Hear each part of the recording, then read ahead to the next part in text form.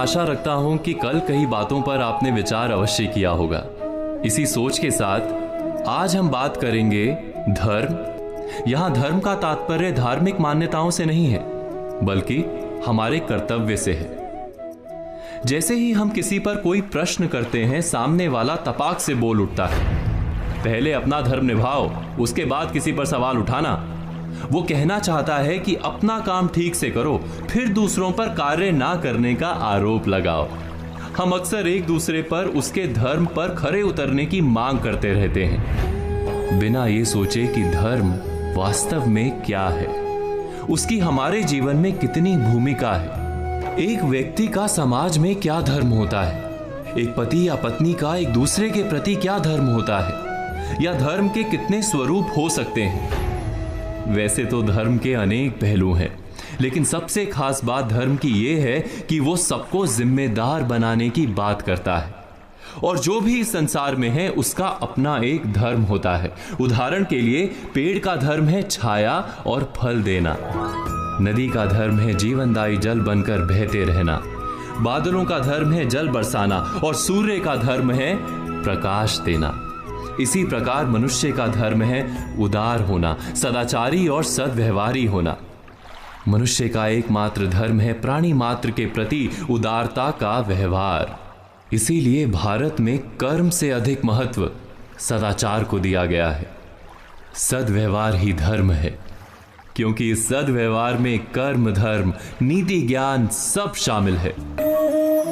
धर्म के अनेक रूप और प्रकार होते हैं। उसमें से एक रूप को एक कहानी के माध्यम से समझाने की कोशिश करते हैं। एक संत थे, नाम था क्षम्य मुनि। सहायता और सहनशीलता को उन्होंने अपना धर्म बना रखा था। एक दिन वो नदी से नहाकर निकले तो एक बिच्छू को पानी में बहते पाया। उनके मन में आया कि इस बिच्छू की सहायता करनी चाहिए। उन्होंने बिच्छू को पकड़कर बहती जलधारा से बाहर निकालने के लिए हाथ लगाया ही था कि बिच्छू ने अपने स्वभाव और अपने धर्म के अनुसार डंक मारा। मुनि की पकड़ ढीली पड़ गई। बिच्छू फिर से पानी में बहने लगा। मुनि ने फिर प्रयत्न किया, बिच्छू ने फिर डंक मारा। ऐसा कई बार हुआ। बिच्छू डंक मारता रहा, मुनि उसे उबारने का प्रयत्न धैर्य के साथ करते रहे। अंत में वे सफल हुए।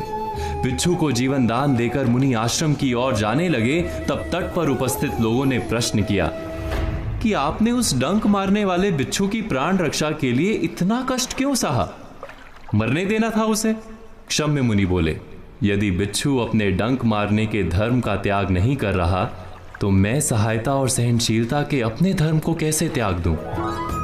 अपने धर्म पर चलते हुए कष्ट सहना ही तो तप और जीवन है।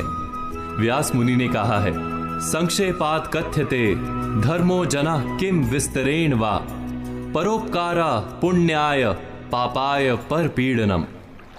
अर्थात, हे मनुष्यों, संक्षेप में हम तुम्हें धर्म का मर्म बताते हैं। परोपकार करना ही पुण्य कर्म है, धर्म है, और परपीड़ा ही पाप अर्थात अधर्म है। तो आज कही बातों पर विचार कीजिए और कल की